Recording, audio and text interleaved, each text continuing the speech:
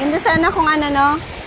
Yung medyo yung sumisilim yung ano, yung araw, yung lumulubog. Umaga, tita, ang ganda. Punta tayo sa umaga. Anong oras maganda dito? Alas 6? Sir? 5 to 6. Yun, no? Yan! Gabi na, inabot na kami ng gabi. Ito kami sa tabi ng dagat. Umabol lang. Bukas na lang ulit ng umaga. Yan yung aking pamangkin. Kasama ko ngayon.